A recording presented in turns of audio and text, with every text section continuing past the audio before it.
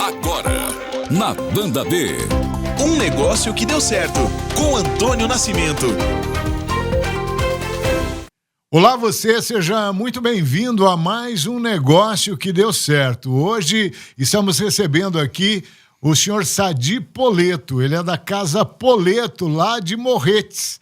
E ele é um dos grandes produtores de cachaça, né? Da cachaça artesanal de Morretes, que é premiada, né? Tem já muitos prêmios internacionais, inclusive, no maior festival do mundo, lá em Bruxelas, né? Seu Sadi já ganhou alguns prêmios lá. E hoje ele está aqui para contar um pouquinho dessa história, a cachaça que tem o IRG, né? A indicação geográfica é um produto paranaense típico de Morretes ali, né? A cachaça de Morretes é única, não existe outra mundo afora. Seu Sadi Poleto, da Casa Poleto, muito obrigado por ter aceitado nosso convite e estar conosco aqui na bancada de Um Negócio que Deu Certo. Seja muito bem-vindo. Obrigado, Toninho. É um prazer estar aqui, podendo falar um pouco desse produto, dessa iguaria brasileira, que é a cachaça de alambique. Para corrigir sua palavra, cachaça artesanal não existe. Existe a cachaça de alambique. E grandes produtores no litoral também não existe. Nós temos um município chamado Morretes, com 86% de sua extensão territorial em preservação na Mata Atlântica. Não temos grandes espaços, mas sim fomos, no passado, um grande produtor. Mas eu disse grande no sentido, na acepção da palavra, de fazer uma grande cachaça, seu Sadi. Aí você acertou na mosca. Realmente é uma cachaça única, com terroir único. Ah, tá certo. A cachaça de Morretes, os primeiros registros históricos datam de 1730, 1733, por aí, né? E aí, quando chegaram seus ancestrais italianos, né, os parentes, né, as famílias Malucelli, enfim, é que a coisa tomou corpo lá em Morretes, não, seu Sadi? Como é que foi isso? Sim, eu sou um catarinense, eu moro em Curitiba e vou lá nos finais de semana contar um pouco da história da cachaça. Mas no passado foi isso, de 1733, Morretes é um dos berços da cachaça, e para eu não mentir sozinho, é só abrir o dicionário Aurélio, né? Tem um verbete lá chamado morretiana, sinônimo de cachaça, né? Então os imigrantes chegaram, fizeram a diferença na produção da cachaça. Tanto é que nós temos uma produção, uma indústria do açúcar e da cachaça feita por Dom Pedro II, tá? E chegamos a ter em Morretes 62 alambiques, cachaça de alambique, 62 produtores. Aí houve uma queda na década de 70, 80, né? Houve uma queda dos produtores. E hoje estamos com 3 alambiques e 3 produtores que não são nativos, não são de origem de Morretes. Uhum. Mas foram lá produzir a cachaça lá porque perceberam que ali há algo diferente. Sim, Morretes tem uma cana diferente. Torinho, você conhece um pouco de cachaça ou não? Eu para dizer para o senhor, eu não conheço porque eu não bebo. Veja bem, o brasileiro, eu faço isso todo final de semana, na Casa Poleto a gente faz visita guiada, e eu percebo que o brasileiro não conhece cachaça. Tá? Então é a necessidade de conhecer, ver as diferenças, o que é uma cachaça industrial, o que é uma cachaça de alambique, e o que é uma cachaça do tiozão, que eu chamo do tiozão. Já ouviu falar do tiozão ou não? Não. Aquela que mata gente, que matou há 6 meses atrás pessoas aí. Não sei se vocês viram, há 6 meses Sim, atrás. Sim, nós né? noticiamos aqui na Banda B. E né? às vezes quando mata, mas demora muito. Você vai encurtar a sua vida quando você se alimentar errado. E a cachaça é um alimento, ela é registrada na área de alimento. Então você precisa ter conhecimento e segurança alimentar. Tá? Então vamos ficar com a cachaça industrial e a cachaça de alambique. Qual que é a diferença? Explica pra gente, então. É muito importante isso. A cachaça de alambique é uma cachaça muito mais pura, muito mais fina, muito mais nobre. Eu diria que é o destilado mais nobre do mundo. Eu tomo cerveja, tomo vinho e tomo cachaça. Das 3, a mais nobre é a cachaça. E posso te explicar se você tiver um tempinho. Não, pode explicar, o tempo é seu, seu Poleto. Veja bem você. Se eu estou embaixo de um guarda-sol, eu vou tomar uma geladinha. Se eu vou fazer um churrasco domingo de manhã, às 9 da manhã, antes de você ligar a churrasqueira, você toma uma cervejinha. Às 6 horas da tarde você está ainda tomando. E está com sede. E de madrugada você vai estar com a garganta seca. Por quê? ela tem de 40% a 50% de açúcar e tem sal. Mas é excelente, eu vou tomar. Tem épocas que eu tenho que tomar. Embaixo de um guarda-sol, vou tomar uma cerveja. O vinho, eu comecei com o sangue de boi. Meu sensorial foi desenvolvendo, né? E hoje meu vinho tem que ser uma reserva, grande reserva para cima, e eu tomo umas 2 garrafas por semana. Mas tem sulfito lá dentro. A minha cachaça não tem sulfito, não tem sal, não tem açúcar. Não tem nada, é limpa, é pura, tanto é que a vida dela é eterna. A cachaça industrial, não. Cachaça industrial é uma cachaça que depois de pronta tiveram que adicionar açúcar nela. Por quê? Processo de produção de uma cachaça de alambique e a cachaça industrial, a diferença está na qualidade da matéria-prima colocada para fermentação. Então, nós levamos em torno de 18, 20 horas, ela trabalha conforme fermento de pão também, o fermento também trabalha, oscila com calor, né, temperatura, então em 18, 20 horas. A indústria, em 20 horas, quer que você já esteja tomando essa cachaça lá. Ela não tem esse tempo, né? E a matéria-prima que ela pôs para fermentar também não é tão pura, tão limpa quanto a nossa. Nós trabalhamos com água deionizada, não trabalhamos com água do rio, tá? Para trabalhar o nosso produto. Foi uma das coisas que a nossa consultoria nos posicionou. Olha, você está em Morretes, Poleto. Sim, eu estou em Morretes, qual é o problema? Morretes, 86% da sua extensão territorial é Mata Atlântica, é preservação. Então aqui você não vai fazer volume. Você tem que verticalizar seu processo. E aí nós começamos a trabalhar o processo de verticalização. Tá? E aí começamos o senhor faz toda a cadeia produtiva desde o plantio da cana. A nossa cana, como bom tomador de vinho, que você não é, mas que o mercado que está ouvindo, o nosso cliente está ouvindo, toda uva dá um vinho. Toda cepa de uva dá um vinho diferente. Né? Nós temos várias cepas de uva. A cana também. Nós temos várias cepas de cana. Quem desenvolve cana no Brasil é a Embrapa junto com os usineiros. E qual o objetivo? Fazer etanol e açúcar. E aonde que eles estão? A 1.000 metros acima de Morretes, pelo menos. Então, eles estão em outro terroir com outra variedade de cana. As variedades de canas plantadas aqui para fazer etanol, fazer açúcar, se chamam RBs. E já temos quase uma centena ou mais de variedades, porque a cana mecanizou como soja e o milho. Uhum. Então, é altamente produtiva e o produtor de álcool e açúcar ele precisa de volume por hectare, né? Nós começamos a produzir milho aí a 100 sacos por hectare, por alqueire, né? Hoje nós já estamos em 400 e assim também é a cana. Então, existem diferenças de matéria-prima. Nós temos uma cana em Morretes, nossa média de Brix, a concentração de açúcar que ela tem, é em torno de 23 graus Brix. Temos picos já de 28 graus. Isso é a concentração de açúcar. Aqui em cima no Planalto, 19 e 20. É outra matéria-prima.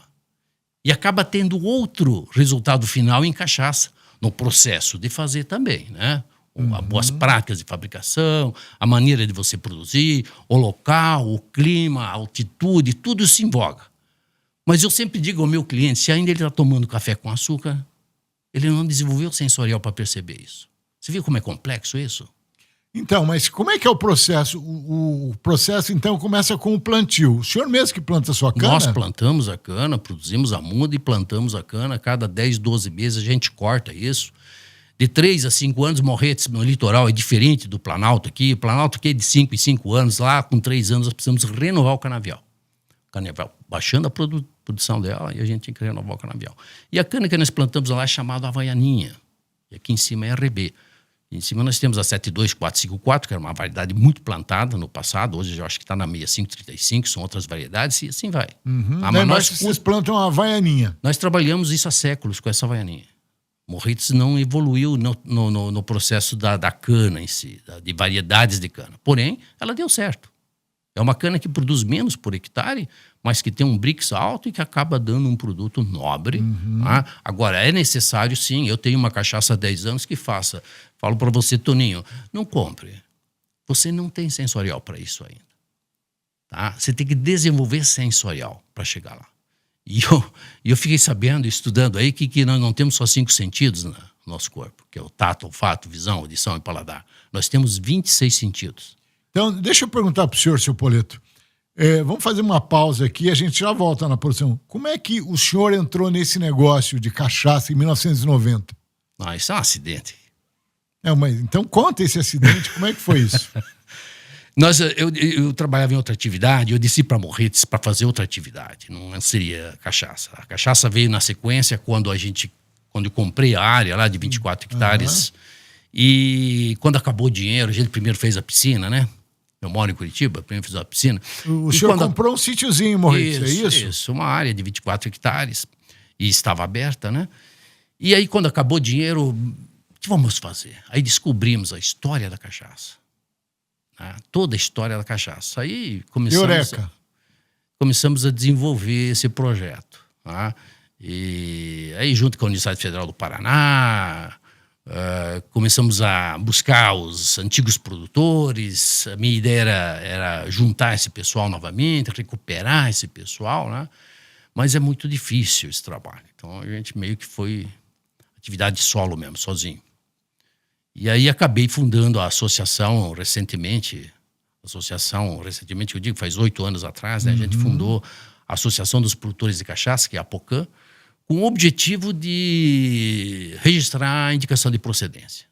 Junto com o Sebrae fazendo um trabalho conosco, e trouxe a ideia de produzir IG, e nós temos já 3 IGs do Paraná, no litoral do Paraná hoje.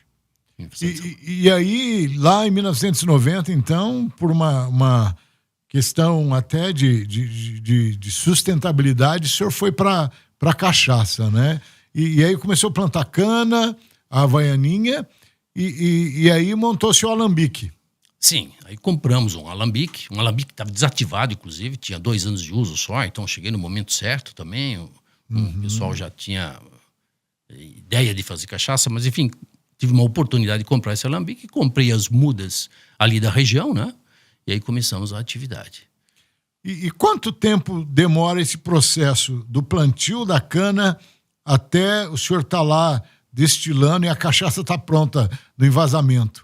Você planta a cana, depende o período que se for plantar, por exemplo, agora em setembro, com um ano você colhe. Então, ano que vem você colheria essa cana. Faria o primeiro corte dela, né? E começa a fazer produção. 12 meses. 12 meses, o ideal é isso.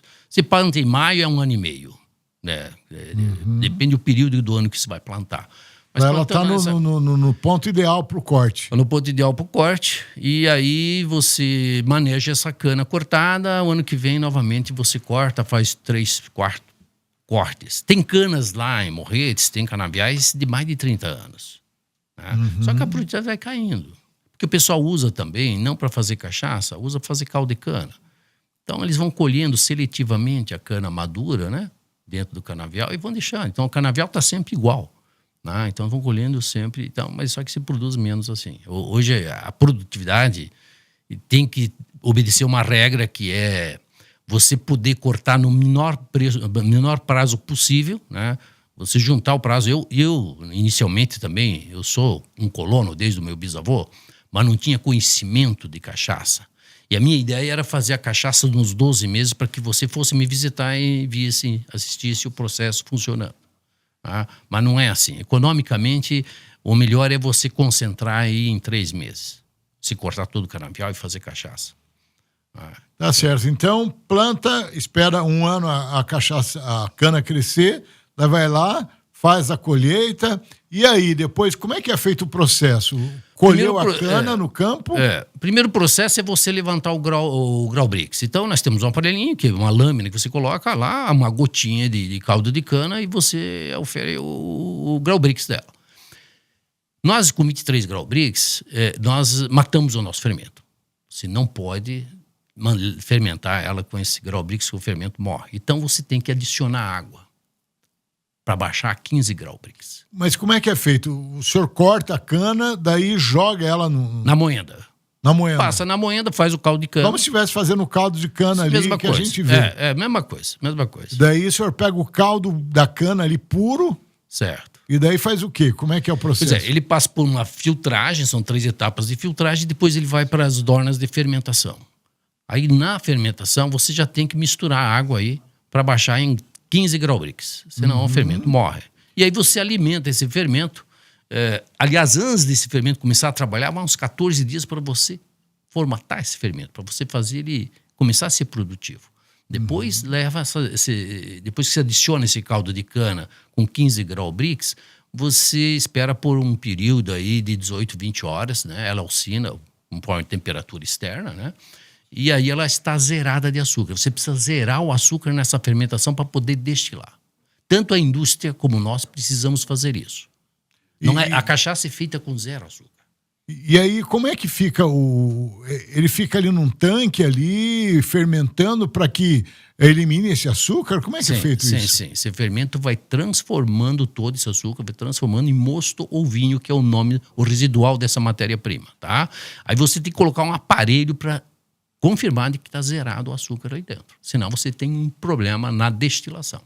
Nós levamos isso, nosso processo é natural, daí que está a diferença da indústria. A indústria faz isso rapidamente, em 6 horas, um processo um pouco diferente, acelera, e no final a cachaça deles ficou um pouco fora de padrão e eles adicionaram na lei, tem um artigo na lei aceitando isso, tá?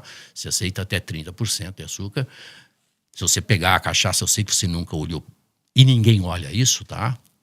Mas pega a garrafa velho barreiro, que ela está escrito bem grande na frente, cachaça adoçada.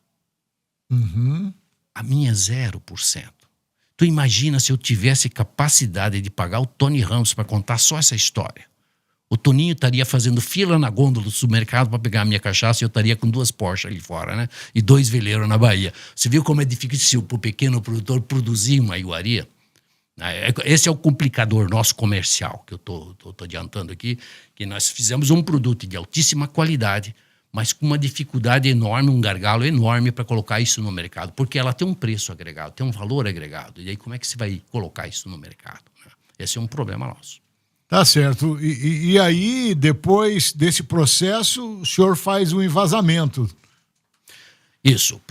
Aí a cachaça vai para os grandes tanques, estocada lá a 48, 50 graus. Então a cachaça, ela sai, ela começa a ser produzida em torno de 70 graus. Poxa vida, temperatura alta. Alta. De 70 a 50 graus alcoólico, a gente descarta esse produto. 50 a 40 a gente absorve, 40 abaixo também descarta. Nós só ficamos com a parte nobre, já ouviu falar o coração da cachaça? Então nós ficamos só com a parte nobre da cachaça. A gente não mistura essas duas etapas. Vai jogando fora, vai eliminando. Tem boas práticas de fabricação, tem que dar o descarte para isso corretamente, né? Então ela começa a ser destilada, ela é desviada para um tanque. Tá? Um tanque de descarte. Aí, quando ela chega a uns 50 graus, mais ou menos, a gente coloca para absorção, para o consumo. Depois dos 40 também descarta para esses tanques de descarte. Esse miolo, esse coração, depois ele vai para um grande estoque. Tanques de 35 mil litros, nós temos lá, de inox, que você estoca esse produto bruto. Tá? Em torno de 48, 50 graus alcoólico. Cachaça só pode ser envasada de 38 a 48 graus alcoólico. Uhum. Mas existe muita cachaça por aí de 20 graus alcoólico, claro que é do tiozão. Só para o ouvinte perceber isso, começar a garimpar melhor isso, tá? Cachaça industrial é uma cachaça ok, cachaça de alambique ok. O problema é do tiozão. Então a cachaça de 38 a 40. Nosso registro no mapa é 39. Mas nós estamos com 50 lá no tanque. Como é que a gente faz para diluir? Água? Água deionizada. Não é água do rio. Então, essas diferenças que você tem, que você começa a gastar dinheiro, investimento, né? Porque se deionizar a água, ainda mais quem está em Morretes, que tem uma montanha com uma nascente a cada 10 metros de água potável, né? A nossa consultoria manda você gastar dinheiro com equipamento, né? Então, você tem que deionizar a água nesses 2 momentos. Quando você traz o caldo de cana e quando você baixa o grau alcoólico. Tá certo. E aí, tá pronta para vender? Sim, essa cachaça estaria pronta para vender. Ela fica quanto tempo nesse tanque maturando ali? Não, você pode fabricar ela e envasar no outro dia. Envasar no outro dia, que não é o nosso caso. Nossa cachaça básica lá, a cachaça clássica, branca, ela fica em torno de 3, 4 anos, porque nós temos estoque alto, né? Nós sempre mantemos um estoque mais alto. Então nós conseguimos fazer esse manejo. E isso é bom. Que mesmo a cachaça branca descansada, ela vai ter um outro acabamento no final para o consumo. Mas ela vai envelhecendo ali no... Não, ela não envelhece, ela vai ficar mais leve. O que envelhece são nas madeiras. Aí sim, aí tem um percentual que a gente vai envelhecendo. Nós envelhecemos em várias madeiras, especificamente em grande quantidade, maior quantidade, em carvalho. No barril de carvalho. Isso também eu sempre faço o meu desabafo. E posso fazer esse desabafo? Pode, fique à vontade. Toninho, nós temos no Brasil a maior diversidade de madeira do planeta Terra. Estamos envelhecendo nosso destilado genuinamente brasileiro em madeira europeia, canadense, americana. Por quê? Eu sou um pequeno produtor, mas eu tenho que só me queixar mesmo, né? Mas nós precisamos desenvolver as madeiras brasileiras, encantar o mundo e o mundo se ajoelhar para nós. E o mundo pagar R$6 para $1. Aliás, $6 para R$1, né? Nós temos uma riqueza, nós temos um destilado que ele é reconhecido no mundo. Tá? O senhor já ganhou 3 prêmios em Bruxelas? Como é que foi isso? Bruxelas é uma referência, para quem não sabe, Bruxelas é uma referência nos destilados no mundo inteiro, em vinho, tequila, cachaça, as bebidas, vodka, etc. Por que eles são uma referência? Pelos séculos e séculos de ética que eles provaram ao mundo. Então o mundo respeita eles. Porque eu, para pôr 3 selos numa garrafa, eu posso ir no concurso do Pedrinho, Joãozinho, Mariazinha, te pago R$100 cada um. Então qual é? Tem que ter relevância isso. Então Bruxelas tem relevância pelo conceito e pelo que eles conquistaram. Bruxelas tem uma conquista. Mas o que tem Bruxelas a ver com a cachaça? Né? Respeito pela ética com que eles demonstraram ao mundo e pela capacidade que eles têm de denotar. E o senhor ganhou 3 vezes o concurso da melhor cachaça? 3 vezes consecutivas nós fomos premiados em Bruxelas. Nós não íamos para Bruxelas, mas o Sebrae falou, deu um chute na bunda da gente, a gente levantou e fomos a Bruxelas com a cachaça. Uma cachaça premium, que é uma cachaça envelhecida 2 anos em carvalho. Ela foi medalha de ouro em Bruxelas no primeiro ano. Isso foi uma surpresa muito agradável para nós. Aí resolvemos ir no segundo ano com a clássica, com a básica, com a branca. Né? Aí eles nos deram uma medalha de prata. Uhum. Como diz, né? Para ganhar a música do Fantástico é 3 gols, né? Aí fomos no terceiro ano com uma extra prêmio 5 anos. E aí ganhamos uma medalha de ouro também. Com 3 anos consecutivos, e isso mostra para nós, né? Quer dizer, para nós que nós estamos no caminho certo, né? Só seguir esse caminho aí que eu acho que a gente vai em frente. Depois não participamos mais, porque eu acho que 3 anos já nos dá para nós o direito de dizer que estamos no caminho certo. Deixa eu perguntar para o senhor, porque assim, a gente fica pensando, imaginando aqui quanto de cana a gente tem que produzir para fazer uma garrafa de cachaça, né? De 1 tonelada de cana, quantas toneladas de cana o senhor planta por ano? Não, nós não estamos plantando cana agora, mas assim, toneladas não diria. Nós trabalhamos com, lá são 24 hectares, são 16 de cana, 16 hectares, são 12 lotes de cana. Nós, inclusive, nesse momento, estamos preparando o solo para fazer replantio. Nós tivemos um vazio, nós tivemos uma praga chamada cigarrinha, né, que bateu pesado a nossa cana, então, ao invés de nós manejar com herbicidas e etc., precisamos fazer um vazio nela, porque temos um volume grande de cana, né, e agora em setembro começamos a replantar a cana. Mais 1 tonelada de cana, mais ou menos 600 litros de calda, né, e que vai dar aí uns... Quebra bastante, né, rapaz? Sim, e disso vai dar menos ainda, vai dar... vai dar 400, vai dar uns 100 litros de cachaça, 120 litros. Então, 10%. 10% mais uma ou menos proporção, mais ou menos. Quer dizer, 1 tonelada de cana... 600 litros de calda.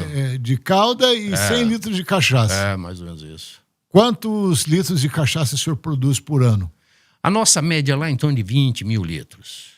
Temos potencial para produzir mais, mas não temos demanda. O problema, o gargalo está na ponta final. Tá? O povo não consome dessa cachaça? Não é que não consome. Como você tem um valor agregado, se limita, teu poder de consumo é mais limitado. Nós fizemos uma commodities. Nosso produto não é commodities. Inclusive, eu nem posso jogar isso no Mercado Livre porque não é commodities. Eu tenho que explicar para você, eu tenho que mostrar para você. Por que você, quando você vai trocar o óleo do motor do seu carro lá no posto, o frentista te dá uma chavecada dizendo, olha, esse óleo aqui, se você usar, tem mais viscosidade e o seu pistão vai aguentar mais. E você paga um pouco mais, porque ele te avisou. Como é que eu vou avisar você que o meu produto é um produto mais nobre, sem poder contratar o Tony Ramos? Ou influência de nome, né? Então, o investimento é muito alto para a gente jogar isso no mercado. E nós temos um problema também, a tributação é muito alta. Então, qual é a nossa política? Nossa política é vender para você direto. Venda direta. Para evitar o adicional de imposto. Nós temos uma ECT muito alta. Então, nós temos um gargalo aí que é colocar no mercado. Mas, claro, a gente, com o tempo, com determinação e persistência, você vai furando essa bolha, né? Uma cachaça premiada 3 vezes em Bruxelas, com 2 ouros e 1 prata, 3 cachaças diferentes, né? Sim. Diga-se de passagem. Poleto, da Casa Poleto. O senhor vende essa cachaça onde? Só de quem vai visitar a Casa Poleto em Morretes ou vende para fora também? Esse Morretes é uma diferença de qualquer outro mercado. Nós podemos brincar assim lá, eu diria, né? Porque Morretes é um destino turístico, né?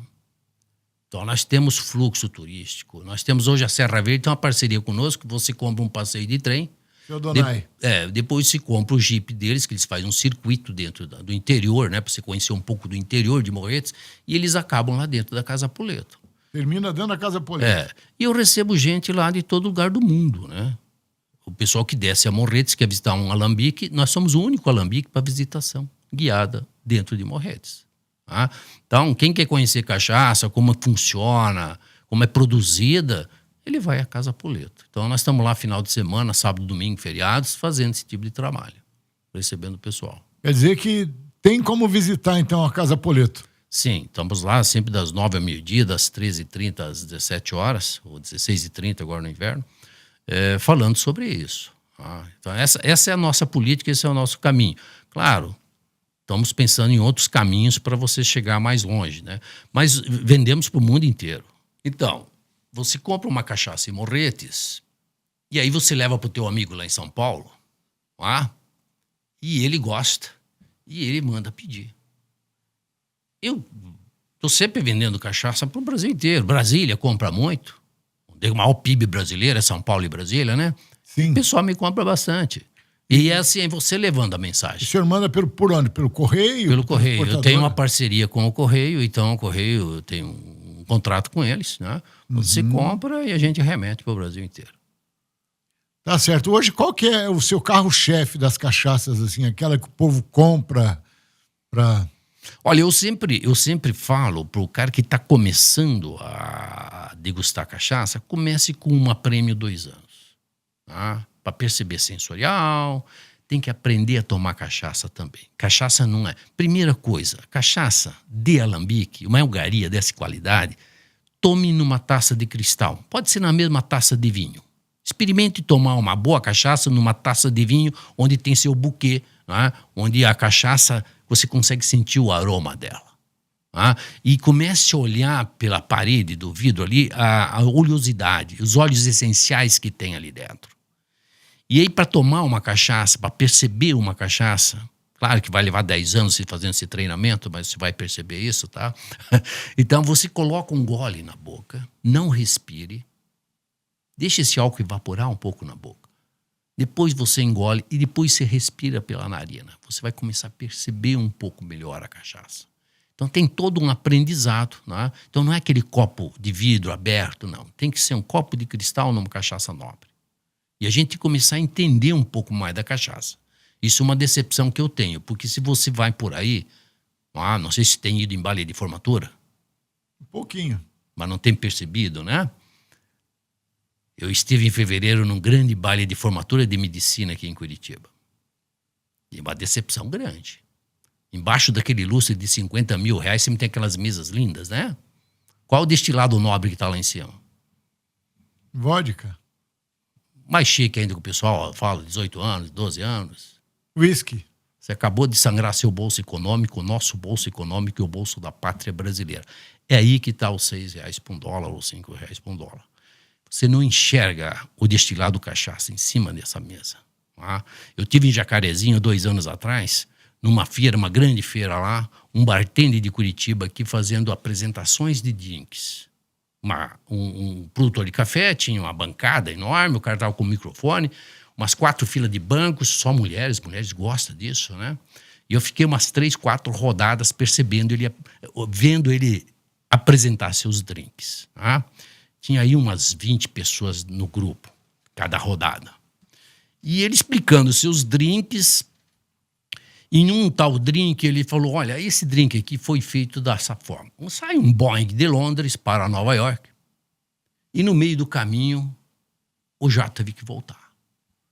E aí, o que vamos fazer? Aí resolvemos, vamos fazer um drink. Aí eles pegaram um drink aqui, outra bebida ali, fizeram o drink e quando chegaram em Londres, adicionaram mais esse drink aqui. Você sabe o que aconteceu com esse público que estava ouvindo? Essas mulheres saíram correndo para o supermercado comprar aquelas bebidas para fazer esse drink para tomar em casa. Sim. Em nenhuma rodada de 3 ele falou em cachaça. Ele não tinha uma cachaça para fazer um drink. Então perceba o quanto a gente erra, porque isso é uma riqueza incalculável. Falta divulgação ainda? Nós temos a Escócia que paga a educação, a saúde, o desenvolvimento econômico com o quê? Com uísque. Então, é uma riqueza extraordinária que nós temos na mão, nós podemos desbancar todo esse povo e nós temos uma riqueza enorme. Tá? E nós não aprendemos a fazer isso. Então, aqui eu imploro os órgãos que treinam esses bartenders para começar a dar como incentivo principal. O primeiro drink na vida que se vai apresentar é com cachaça. Aqui É uma bebida brasileira, aqui né? fica uma dica aqui para a gente começar a inverter esse processo, né? Começar a valorizar a cachaça. A cachaça é genuinamente brasileira ou não? Sim, a cachaça é nossa como o uísque escocês, como a tequila e a vodka é russa, né? Tequila é mexicana, então é um produto nato Se nosso. produz cachaça em outras partes do mundo ou não? Não, cachaça só pode ser brasileira. E os 2 produtos mais pedidos na Europa hoje, quando você sai do Brasil, é cachaça e havaiana. Olha que coisa interessante. Quem deu notoriedade para a cachaça há 25 anos atrás foram os alemães. Os alemães descobrem a cachaça e dão tchau para a vodka. Aí vem os Estados Unidos e estão reconhecendo a cachaça como brasileira, que era reconhecida como rum brasileiro nos Estados Unidos. Então ela passa a ser reconhecida como brasileiríssima. Então olha bem, há 25 anos atrás. E aí o brasileiro começa a viajar para o exterior e vê o cara, o alemão lá tomando cachaça, né? E o brasileiro tomando uísque na frente dele, ele chama a atenção do brasileiro, né? E o brasileiro volta para casa, né? Classe A e B, e começa a querer saber onde é que está essa iguaria, né? E aí a classe A e B começa a pesquisar um pouco melhor. E está melhorando muito. As mulheres, principalmente, estão entrando muito nesse destilado. Porque é um destilado nobre, que não afeta a sua saúde. O senhor acredita, seu Poleto, que de repente a disseminação, né, de várias marcas populares e a embriaguez como um todo aí de muitas pessoas que ficam viciadas em álcool, né, e caindo pela sarjeta e tomando essas cachaças industriais por aí, banalizou o consumo de cachaça no Brasil? Não, acho que a cachaça industrial é uma cachaça legal, ela deve produzida, eu sempre falo, você tem que tomar... Não, mas eu pergunto, criou-se algum preconceito em relação ao consumo? Criou, sim, porque ela vem lá dos escravos, né? Então o pessoal, claro, tomava uma cachaça com não limpa, não pura, né? Que antigamente a cachaça não era pura por falta de conhecimento, né? Os caras não produziam um produto nobre. Então a pessoa tinha seus problemas de saúde também, né? Todo alimento dá problema de saúde, né? A pessoa é obesa por quê? Está comendo errado, né? Não é porque a cachaça, é porque está se alimentando errado de muita coisa. Então, hoje, os produtos todos, as bebidas evoluíram muito. Mas tem muita bebida, que, principalmente aquela clandestina, que tem problema. Ah, matou gente há 6 meses atrás aí, né? Todo mundo viu, a imprensa falou. E como o alimento também mata. Qualquer alimento, a cachaça é um alimento e mata. Então, é um produto que evoluiu muito, né? E é muito puro hoje. E, claro, ainda tem estigma aí da cachaça, do mau uso, né? Mas isso está se dissipando, está evoluindo. Acho que a classe A e B está conhecendo melhor a cachaça. Eu sinto isso. Agora, lá na Casa Poleto, no litoral, além da cachaça, o senhor também tem uma pousada, né? Na Casa Poleto. Como é que é isso? Nós atualmente não estamos atuando com a pousada. A pousada está vindo para uma transição. Nós estamos fechados, estamos reformando essa área, são prédios diferentes, né? Uhum. E estamos criando lá um espaço para você locar a unidade, sem um serviço completo de café da manhã, etc. Onde você vai fazer seu café. É um Airbnb. Nós vamos locar uma unidade com 2 quartos, 2 suítes, 3 suítes, depende da tua família, você vai loca, tem uma sala, tem uma cozinha, e você vai usar toda aquela área verde que tem lá, piscina, rio, né? Você vai curtir aquele ambiente lá. Fica onde? Na beira do Indiaquara mesmo? Não, nós estamos na raiz onde nasce o Paraná, no Rio do Pinto. O Rio do Pinto, lá em cima. Não. Nós estamos a 2.500 metros do centro de Morretes. Uhum. Ela atravessa ali aquela estrada que sai da 277 para Morretes. Antes de chegar em Morretes, uns 2 quilômetros, atravessa esse rio. Os navegadores sobem por ali. E que era antigamente o caminho do Arraial, hoje o caminho do Anhanha. Que também ele tem uma estrada que ela sai ali no Viaduto dos Padres. Tem o Parque do Pauoco no final dela. Ela termina hoje ela é transitável até o Parque do Pauoco. Depois existe essa trilha que rompe a Serra do Mar e sai ali no Caminho do Vinho. 1586. Em São José dos Pinhais aqui, rapaz? Sim, sai em São José dos Pinhais de 1586. E nós temos o Parque do Pauoco, que é uma iguaria, um ponto extraordinário. Ali tem a Capelinha dos Faisqueiros, porque o que foi? A primeira economia do litoral foi o ouro. Então, o Vale do Arraial é uma mina de ouro até hoje. Inclusive, ali tinha muito ouro, tinha um garimpeiro que ele tinha muito ouro. E eu acho, para mim, essa história teria que ser contada para o turista. Esse garimpeiro, ele, quando ia para a capital do estado, que era Paranaguá, ele mandava uma banda de música e uma caixa de foguete para recepcionar a entrada dele. Ah, nós não sabemos explorar um pouco mais o turismo, né? Eu fui a Gramado para visitar um pinheiro de 700 anos de vida. Eu tomei o café da manhã, almocei, jantei de novo lá e posei novamente por causa de um pinheiro de 700 anos. Só a história desse garimpeiro daria umas 2 noites em Morretes, né? Então, e o senhor sabe, seu Poleto, que a estrada de ferro Curitiba-Paranaguá é um dos trajetos mais lindos que eu conheço, rapaz, né? Uma viagem magnífica. O passeio de trem nesse trajeto é uma coisa assombrosa, de tão bonita, né? Reconhecido pelo mundo, né? O mundo reconhece isso e graças a essa estrada também Morretes tem um público muito grande, né? E é interessante porque tem curitibano que não conhece a estrada de ferro, rapaz. Sim, não conhece a estrada de ferro. Mas é assim, coisa de casa, né? Você deixa para amanhã sempre. É dessa forma. Pois é, né? Você vai em Capadócia, tem gente que nunca andou de balão lá. Pois é verdade. Né? E nós saímos daqui para andar de balão isso. Lá. É assim, é até. E aí, hoje, na Casa Poleto, o que o cidadão encontra? Só cachaça ou tem mais alguns produtos, outros artesanatos lá da região? Nós temos uma lojinha, lógico. Você vai lá, você recebe essa visita gratuitamente hoje, né? Nós não cobramos essa visita guiada. Nós falamos do processo da cana, como é desenvolvida a cachaça, como é que é trabalhada ela, o envelhecimento. Aí nosso turista paga uma conta fazendo uma fotografia naqueles painéis que nós temos de Dornas lá, né? Para colocar no Instagram dele e divulgar a gente. Depois ele passa no lojinha, né? Passa na lojinha. Lojinha, nós temos uma degustação. Então o cara faz uma degustação de todas as cachaças, licores. Nós temos uma linha de licores também, tá?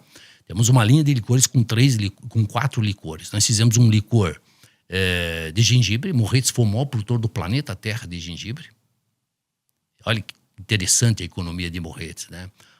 Diz a história, eu não conheci, não vivi isso, mas diz que a NASA comprava container de gengibre e deixava uns dólares lá em Morretes e os caras gostavam. Os caras ficavam alegres quando deixavam uns dólares lá, né? Tudo isso foi banido, foi fechado. Então, nós temos o gengibre, que é um licor e uma bebida alcoólica mista de gengibre. A banana, que é a banana passas. Tá? Mirtilo Blueberry, que a gente busca em Itá, Santa Catarina, fruta real, porque nossa consultoria falou, faça diferente. E a canela para esquentar o sangue de curitibano. Veja bem você. Como é que eu vou entrar no mercado usando fruta real? Se eu for entrar no mercado, eu vou usar cachaça industrial e vou usar essência. É muito mais barato. Entende? Então essa dificuldade de quando você começa a fazer um produto elitizado, mas você precisa de muita propaganda. Esse é o nosso gargalo, mas a gente vai furando a bolha com persistência e determinação. Cada sujeito que vai na Casa Poleto e que ouve nossa conversa e nossa visita, nós recomendamos que, se ele gostou, repasse para outro. E aí, tem cachaça de banana também? Como é que é isso? Cachaça de banana. Nós temos o licor de banana e cachaça de banana. São feitas com banana passa. Não é a cachaça de banana. A cachaça sempre a básica é a clássica, branca. Aí é composta com banana passas. E agora estamos fazendo uma série de cachaças e licores com a industrial. Até para dar aula para o nosso turista. Ele chega lá e diz, olha, metade do preço. Mas o produto é aquele óleo que tem uma viscosidade menor, tá? Lembre-se disso. Tá? O senhor não engana ninguém. Não, é para ser transparência, essa transparência que dá maior credibilidade para o seu processo. Porque o turista enxerga, ele vê a diferença das duas. E para nós não tem problema, que ele quer comprar a inferior, está aí, ela é apta para consumo, sem problema. Não é? É a mesma coisa, hidrogenia hoje no mundo. Nós temos 8 bilhões de pessoas para alimentar. Né? Se nós formos muito rígidos, nós não conseguimos alimentar todo mundo. Agora, me diga uma coisa, seu Poleto. Tem lojas aqui em Curitiba, enfim, no estado do Paraná, em outros estados aqui no Brasil, que encomendam no senhor a cachaça para revender na loja deles? Não, nós não focamos muito essa linha de mercado. Nós temos no mercado municipal, Armazém Miranda, que trabalha conosco, né? A Adega Curitiba, que trabalha conosco lá, algumas outras lojas, mas o objetivo é focar mais o consumidor mesmo, para nós evitarmos uma taxa de 34,8%. Nós diminuímos em 34,8% trabalhando direto com você. E hoje nós queremos fazer um link direto com o consumidor, que é o que o mercado está usando hoje, né? Cortando correntes, diminuindo elos aí para não... Nós temos taxas de impostos altas e custos muito altos, né? Só repetindo aqui, quantas garrafas de cachaça o senhor vende por ano? O senhor tem uma ideia assim? Não, de cabeça aqui eu não tenho, não. Nós temos um estoque bem mais alto do que a gente vende. Mas isso é bom porque é uma cachaça bem descansada. Então é qualidade que vale. E aí nós agregamos valor. Nós vamos agregar valor. O senhor vai invasando de acordo com a demanda. Conforme a demanda. Nós temos grandes tanques e a gente deixa ela guardada em madeiras também, né? Nós temos também madeira Araribá, que é uma madeira da Mata Atlântica. Nós temos dornas de 700 litros e 400 litros. E interessante, a madeira... As barricas, elas têm que ser abaixo de 700 litros para ser envelhecida. Acima de 700 litros, a cachaça é armazenada. O mapa, o Ministério da Agricultura determinou isso. Você só pode envelhecer um produto abaixo de 700 litros. Olha que interessante isso. Nossas barricas, basicamente, são 225 litros. 225 litros. Sim. E também trabalhadas por um tanoeiro específico aí do Rio Grande do Sul, que também é uma ciência, a madeira. Como você vai trabalhar essa madeira, como é que você vai preparar ela. Embora a gente não tenha nenhum estudo profundo na cachaça como no vinho, o cara fala, meu amigo, você para fazer esse vinho aqui, você precisa ter uma barrica virgem e usar 3 anos somente. Na cachaça a gente não tem ainda esse estudo. E como é que é isso? Como é que o senhor garante o sabor da cachaça? Sai sempre naquele padrão? Tem uma receita? É uma receita de bolo que o senhor coloca os ingredientes todos ali? Ou o senhor joga lá e ele sai, cada safra é um sabor? Como é que é isso? Não, veja bem, as barricas, elas têm diferenças uma da outra. Você pode envasar uma cachaça 2 anos com um resultado diferente de outra. Então, o ideal é você unificar essas barricas aí no final. Mas há diferenças de madeira, de uso, né? Porque nós não temos uma madeira muito uniforme. Tem umas que provêm do vinho, tem outras que provêm do uísque, tem outras de outras bebidas. Tudo é reciclado no Brasil em termos de bebida, em termos de cachaça. Dificilmente você tem uma barrica virgem de carvalho. Nós, pequenos produtores, não trabalhamos isso. Nós temos tanoeiro específico que faz a queima dessas barricas, preparam ela adequadamente, né? Mas existem diferenças. E também existe no processo de envelhecimento uma perda, uma evaporação. Por isso que é importante você usar as barricas, as dornas. Não adianta você pegar um pedaço de madeira, de carvalho, e jogar dentro de um tanque de inox e vai dizer, só vai dar cor na cachaça, mas ela não vai trabalhar. Ela precisa respirar pelos poros da madeira dentro da barrica e aí há uma perda em torno de 10% ao ano. Então, você também tem que calcular isso, sem dizer que uma barrica custa em torno de R$5.000. Então, você deixar uma cachaça 2 anos, 5 anos, 10 anos lá dentro, evaporando 10% num custo só da barrica em torno de 5%, sem falar da bebida e da mão de obra. Então, não tem como você fazer uma cachaça boa com preço baixo. Não existe isso. A não ser que você pegar o sistema industrial, que é rápido, invase e joga no mercado. É outro tipo de produto. Quanto que custa, em média, uma garrafa que o senhor produz hoje? Hoje nós vendemos a cachaça clássica, 700 ml, a R$60 lá na loja. R$60. O mercado vende em torno disso, R$60 o preço de venda. Tá? E prêmios, R$110, né? Uma prêmio, uma ouro a 80, tudo de 700. Vamos falar em garrafas de 700 ml, né? Uma 5 anos, 270. Nós temos um blend lá, que nós fizemos blend também. A gente juntou um carvalho com burana. As crianças estão tomando a mamadeira e tão macio que ficou, tá? Então é uma cachaça que hoje é bem pedida no mercado, né? Hoje, semana passada mesmo, nem conheço o cliente, me pediu uma caixa só de São Paulo. E o senhor tem quantas pessoas que trabalham com o senhor para fazer todo esse processo? Agora embaixo, que nós estamos sem plantio de cana, estamos com 5 pessoas trabalhando, né, nesse processo de... Tem o quê? O mestre cachaceiro? Como é que é a denominação deles ali? Nós inicialmente, como eu não sou produtor de cachaça, nós contratamos uma consultoria chamada Bio4 e nosso enólogo é o Valmor Bandeira de Rio Grande do Sul. É um enólogo. Enólogo. Então, eles que montaram aquela planta e que desenharam o processo de produção ali dentro. Tá? E a gente só acompanha esse processo que foi nos indicado. Mas a cachaça de Morretes é uma coisa muito boa que já atravessou fronteiras e ganhou o mundo. Sim, a cachaça de Morretes é diferente. Todo canto da região tem seu terroir. Tá? E Morretes tem um terroir específico, uma variedade de cana específica. Altitude, pé de serra, tem a ver com o processo final. Tudo são somas, né? Se soma. E claro... Aos sábados o senhor fica até que horas com a Casa Poleto aberta? Até às 17 horas. Até às 17? Dá pro cara almoçar tranquilo. O programa vai terminar aqui 1 hora, aqui na Rádio Banda B, né? E dá tempo das pessoas descerem, almoçar e ir na Casa Poleto comprar uma garrafinha de cachaça, né? Sim, e se ele não quiser ir lá também, ele pode entrar no site, né, da casapoleto.com.br e fazer o pedido que nós entregamos via correio. Embora a gente recomende... Você sempre no sábado, quando você vai esticar o braço lá depois de levantado, de acordado, né? Você lembrar que você tem que trocar o ar do pulmão, né? Morretes tem a maior preservação da Mata Atlântica brasileira, mas também tem o oxigênio mais puro do mundo. Então você vai lá trocar o ar do pulmão e a gente vai continuar rezando para você tropeçar na Casa Poleto sempre que você descer a Morretes, tá bom? Tá certo. Seu Sadi Poleto, infelizmente nós somos reféns do tempo, do relógio, né? Chegamos aqui, foi muito bom recebê-lo aqui, viu? Eu que agradeço essa oportunidade e espero ter mais oportunidades ainda, porque nós precisamos falar mais da cachaça de alambique, né, e dessa iguaria brasileira, para que o brasileiro comece a entender um pouco mais. Obrigado, Toninho, por essa oportunidade. Tá certo. E a você que esteve conosco até agora, muito obrigado pelo carinho da sua audiência, você que vai ouvir aqui na Banda B, você que vai nos assistir aí pelo YouTube, né, pelas redes sociais da Banda B, muito obrigado, viu? Você tem uma história bacana aí? Manda pra gente aqui, de repente você pode ser o próximo entrevistado aqui de um negócio que deu certo.